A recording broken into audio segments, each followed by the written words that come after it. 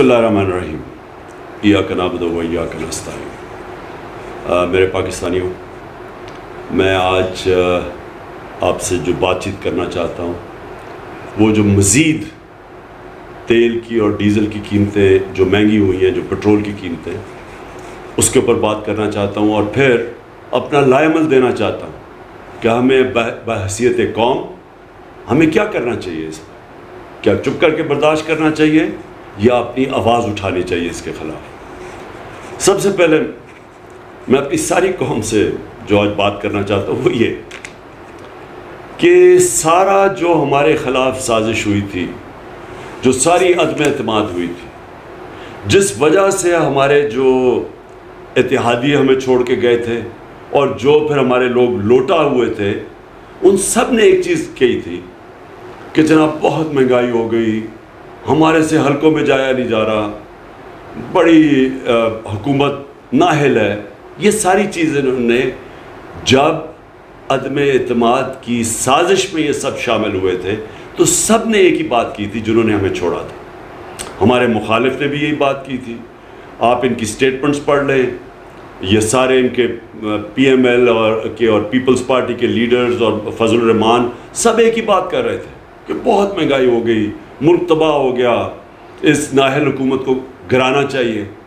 یہ ہم نے ساری باتیں سنی۔ وہ میڈیا کے لوگ جو ان کی ساری پشت پہ کھڑے تھے، ساروں نے ایک ہی بات کی، مہنگائی۔ تو آج میں اپنی قوم کے سامنے حقائق رکھنا چاہتا ہوں۔ پہلے تو میں پھر سے اپنی قوم کو بتانا چاہتا ہوں کہ اللہ الحق ہے، سچ کا خدا ہے۔ اس کا بار بار وعدہ آتا ہے کہ سچ سامنے آئے گا، زیادہ دیر سچ چھپتا نہیں ہے۔ 3 سال ہم نے یہ ساری چیزیں سنی۔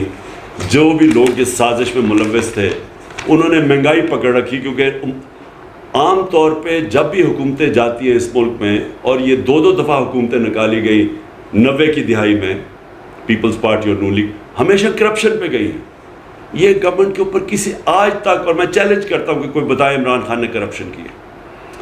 تو ایک چیز پہ آ گئی جی، مہنگائی اور نااہل۔ اب ساری قوم کے سامنے جب ہم گئے تھے تو پٹرول تھا 150 روپے لیٹر۔ ہمارے 3.5 سالوں میں جو پٹرول بڑھا تھا وہ 50 روپے لیٹر بڑھا تھا۔ ہمارے زمانے میں بھی عالمی مہنگائی تھی، تیل کی قیمت آسمانوں پہ تھی، ہمارے زمانے میں یہ تھا۔ ہمیں بھی IMF کہہ رہی تھی کہ آپ یہ سبسڈی اٹھائیں پٹرول اور ڈیزل پہ۔ ہم نے 200 روپے کی سبسڈی دی تھی پٹرول پہ اور ڈیزل پہ، صرف اس لیے کہ ہم نے اپنے لوگوں کو بچانا تھا یہ جو بڑھتی ہوئی مہنگائی ہے۔ جب پٹرول اور ڈیزل بڑھتا ہے تو ساری چیزیں مہنگی ہو جاتی ہیں، تو ہم نے اس لیے سبسڈی دی تھی۔ ہمیں پتہ تھا کہ اس کا سب سے زیادہ جو تکلیف ہوتی ہے وہ عام آدمی کو ہوتی ہے، تو اس لیے ہم نے 200 ارب روپے کی سبسڈی دے کے، IMF ہمیں کہہ رہا تھا مہنگا کرو، ہم نے 10 روپے کم کیا اس دونوں کی، ڈیزل اور پٹرول کی قیمت۔ لوگوں کو تحفظ دیا اس مہنگائی سے جو عالمی مہنگائی تھی۔ تو ہمارے دور میں پھر سے 150 روپے لیٹر تھا پٹرول، آج 85 روپے انہوں نے بڑھایا اب تک، اور یہ مزید بڑھے گا۔ یہ میں آج آپ کو کہہ رہا ہوں کہ اب یہ اور اوپر جائے گا۔ آج ہے 235 روپے لیٹر۔ ڈیزل ہمارے زمانے میں 145 روپے لیٹر تھا۔ ہم نے جان کے کم رکھا تھا، کیونکہ جب ڈیزل مہنگا ہوتا ہے تو ساری ٹرانسپورٹ مہنگی ہو جاتی ہے، خاص طور پہ جو کسان ہے اس کو وہ جو جنریٹر جو ٹیوب ویل چلاتا ہے جنریٹر پہ، وہ سب مہنگا ہو جاتا ہے، تو اس لیے ہم نے 145 پہ رکھا تھا۔ انہوں نے 115 روپے لیٹر ڈیزل کی قیمت بڑھائی، آج 260 روپے لیٹر ہے۔ اور یہ میں آج آپ سب کو کہہ رہا ہوں کہ آپ دیکھتے رہیں، یہ ابھی مزید اور اوپر جائے گا۔ یہ اگلے مہینے یہ ڈیزل اور پٹرول کی قیمت ابھی اور بڑھے گی۔ تو اس کا مطلب کہ ساری ٹرانسپورٹ مہنگی، کسانوں کے اوپر جو گزر رہی ہے، پہلی پانی نہیں ہے، بارشیں نہیں ہوئی تو پہلے ان کے لیے مشکلات ہیں، اب یہ ڈیزل سب سے زیادہ متاثر کرے گا کسان کو۔ پھر بجلی ہم چھوڑ کے گئے تھے 16 روپے یونٹ، آج بجلی ہے 29.5 روپے یونٹ، اور ابھی خود انہوں نے کہا کہ یہ ابھی مزید اور بڑھے گی۔ تو اس کی بھی تیاری کریں کہ ابھی رکے کہ نہیں. 16 روپے سے تقریباً 30 روپے یونٹ پہ چلے گی بجلی. جو عام آدمی کے لیے سب سے اہم چیز ہوتی ہے آٹا. ہم چھوڑ کے گئے تھے 20 kg کا بیگ تھیلا 1100 پہ, آج وہ پہنچ گیا 1500 پہ. اور یہ وہ چیز ہے جو کہ عام گھرانوں میں لوگوں کو افیکٹ کرے گی. پھر گھی, یہ بھی ایک بنیادی چیز ہے جو عام آدمی استعمال کرتا ہے, اور اس کے لیے بڑا اس کا سارا جو بھی بجٹ ہے اس کا وہ افیکٹ ہوتا ہے. 400 kg پہ ہم گھی چھوڑ کے گئے تھے, اور یاد رکھیں یہ عالمی مہنگائی کی وجہ سے ہمیں قیمتیں اس کی بڑھانی پڑتی تھی. تو آج وہ پہنچ گیا 650 روپے kg. 400 روپے سے 650 روپے پہ گھی کی قیمت پہنچ گئی. پھر جب عدم اعتماد کی انہوں نے سازش کی تو جو ڈالر تھا ہمارے وقت پہ 178 روپے کا تھا. یاد رکھیں ہمیں مشکل کیوں پڑی ہوئی تھی, ہمارا اتنا بھی اس سے بھی کم ہونا تھا روپیہ, کیونکہ ہمارا جو بیرونی خسارہ تھا وہ ہم نے تیسرے سال بالکل کم کر دیا تھا.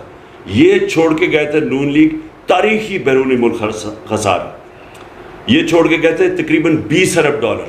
کبھی اتنا بڑا خسارہ پاکستان میں نہیں ہوا. ہم نے اس کو تیسرے سال بالکل نیچے لے آئے تھے. بدقسمتی سے عالمی قیمتیں اوپر چڑھی گئیں. ہمیں سب سے بڑا جھٹکا تیل کا پڑا جو آج ان کو بھی ہے. لیکن اس کے ساتھ ساتھ ہم نے کرونا کے لیے جو ویکسین خریدی تھی وہ 2 یا 3 ارب ڈالر ہمارا ادھر چلا گیا. تو اس کی وجہ سے ہمارا ہوا, اور جو روپیہ ہمارا متاثر ہوا.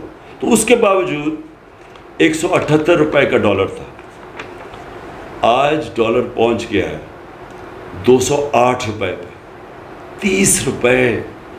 30 روپے ڈالر مہنگا ہوا ہے. اب اس کے جو اثرات ہیں, ابھی جتنی بھی آپ کو میں نے مہنگائی بتائی ہے یہ اس سے اب بہت بڑھے گی جب آہستہ جب روپیہ گرتا ہے اور جب ڈالر مہنگا ہوتا ہے اور ڈالر میں چیزیں خریدتے ہیں تو یہ بھی تیل اور مہنگا ہوگا. اس کا مطلب ڈیزل, پٹرول, بجلی یہ سب اور مہنگی ہوگی. اچھا, اب میں صرف یہ ہلکا سا آپ کو بتا دوں کہ یہ جب سازش ہوئی تھی تو آپ کو یہ سمجھ آنی چاہیے, میں اپنی قوم کو کہنا چاہتا ہوں کہ ہمیں تو نااہل کہہ رہے تھے, لیکن جو پاکستان اکنامک سروے کی جو رپورٹ ہے اس کے مطابق یہ پاکستان کے جو پچھلے ہمارے جو 2 سال تھے 5.6% پہ ہماری اکانومی کی دولت میں اضافہ ہوا تھا, اور اس سال جب ہمیں ہٹایا گیا 6% گروتھ ریٹ تھی پاکستان کی. اب یہ سمجھ جائیں کہ یہ 2005 کے 5-6 میں شاید اس طرح کی گروتھ ریٹ تھی, لیکن ان دونوں پارٹیز نے کبھی اس طرح کا گروتھ ریٹ 2 سال مسلسل نہیں کی. اور یہ اس وقت ہماری حکومت ہٹائی گئی جب اکانومی اوپر جا رہی تھی. ہماری جو انڈسٹری تھی, میں صرف یہ آپ کو بتا دوں کہ ہماری انڈسٹری 7.2% پہ بڑھ رہی تھی. ہمارا جو زراعت تھی وہ 4.4% پہ بڑھ رہی تھی. اور یہ اس کی وجہ سے ملک میں خوشحالی آ رہی تھی, کسانوں کے پاس پیسہ آ رہا تھا. کبھی اتنا زیادہ پیسہ کسانوں کو نہیں گیا جو ہمارے دور میں گیا یہ پچھلے 2 سالوں میں. ہماری پیداوار ریکارڈ تھی 4 فصلوں کی. اس وقت جب ہمارا ملک آگے بڑھ رہا تھا اور ہم نے ان دونوں نون لیگ اور پیپلز پارٹی سے ان 3 سال میں 55 لاکھ نوکریاں زیادہ مزید بڑھائیں. سارے برِ صغیر میں جس ملک میں سب سے کم بے روزگاری تھی وہ پاکستان تھا.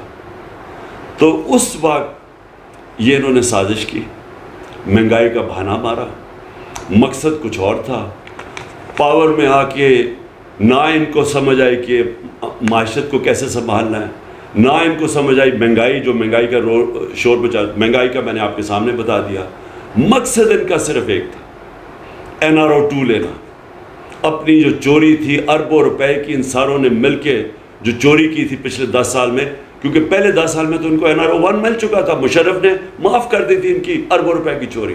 اب پھر سے جو انہوں نے چوری کی وہ اب اس چوری کو ختم کرنے کے لیے جو ساری پلاننگ تھی کہ نیب کو ختم کیا جائے, نیب کے جو انہوں نے امینڈمنٹس کیے ہیں وہ ساری ان کی ٹاپ لیڈرشپ کی چوری معاف اربوں روپے کی، اور پھر ایف آئی اے میں جو کیسز میں اوپن اینڈ شٹ کیس تھا، بچ ہی نہیں سکتا تھا شہباز شریف، اس نے ایف آئی اے کے اوپر خود بیٹھ کے، اور ہم نے دیکھا کہ ایف آئی اے میں ہوا کیا ہے کہ 4 وہ لوگ جنہوں نے وٹنس کرنا تھا، جس میں مقصود چپڑاسی بھی تھا، وہ بھی فارغ ہو گئے ہارٹ اٹیک کی، ایک انویسٹیگیٹر ڈاکٹر رضوان مر گیا ہارٹ اٹیک سے، اور ایک کو ہارٹ اٹیک ہوا جو کہ اس وقت آخر میں ہسپتال میں تھا.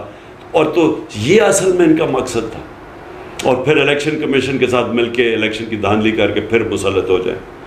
تو میں اس کے ساتھ ساتھ یہ، اور مجھے فخر یہ ہے کہ 60 سال کے بعد ہم نے 10 ڈیمز شروع کی، 3 بڑی ڈیمز.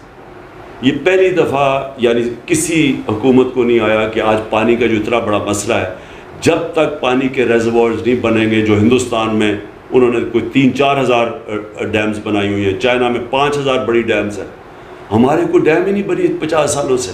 یہ پہلی دفعہ ہم ڈیمز بنا رہے تھے، آگے کا سوچ رہے تھے، زراعت کا سوچ رہے تھے، کسانوں کا سوچ رہے تھے. پانی کی قلت جو آج سارے فیل کر رہے ہیں، اس کو بچانے کے لیے ڈیمز میں ریزروائر پانی کو ریزرو کرنے کے لیے.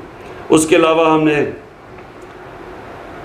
درختوں کا، ماحولیت کا، پہلی حکومت ہے پاکستان کی تاریخ میں جس نے اپنی ماحولیت کا سوچا، انٹرنیشنلی اکنالج کیا دنیا نے.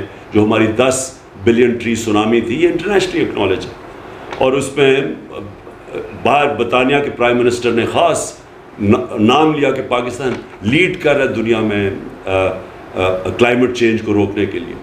یہ کبھی پہلے کسی نے نہیں سوچا. اور اس کے علاوہ میں صرف یہ آپ یاد کرانا چاہتا ہوں کہ ریکو ڈیک، جس کا ہمیں نقصان، ہمارے خلاف کیس ہم ہار چکے تھے، ہمیں اس ملک کو کم از کم 2,000 ارب روپے کا نقصان ہونا تھا، وہ ہم نے کیس کیا. بلکہ وہ کیس بڑی 3 سال لگ کے وہ کیس کو ریزالو کیا، اور اسی کمپنی کو واپس انوائٹ کیا. اور بجائے یہ کہ ملک کو ہرجانہ دینا پڑے، یہ ڈیمیجز دینے پڑے، ہم نے اسی کمپنی سے واپس ری انویسٹمنٹ کروائی. اور وہ سب سے بڑی انویسٹمنٹ ہے یہ جو کمپنی جس نے ہمارے پر کیس کیا تھا. کار کے سے 200 ارب روپے کا ہرجانہ ہو چکا تھا، ہمیں فائن ہو چکا تھا. وہ صدر اردوغان کے ساتھ مل کے ہم نے وہ ختم کروایا اور سیٹل کروایا. پھر صرف NHA کے اندر نیشنل ہائی وے اتھارٹی میں 1,000 ارب روپیہ ہم نے بچایا. یعنی وہ سڑکیں جو انہوں نے 2013 اور 18 کے بیچ میں بنائی تھی، جو ہم نے سڑکیں بنائی 2018 سے اب تک، اس میں 1,000 ارب روپیہ کم قیمت پہ ہم نے سڑکیں بنائی. مطلب یہ کہ 1,000 ارب روپیہ جو ان کی جیبوں میں گیا تھا، وہ ہم نے کرپشن بچائی.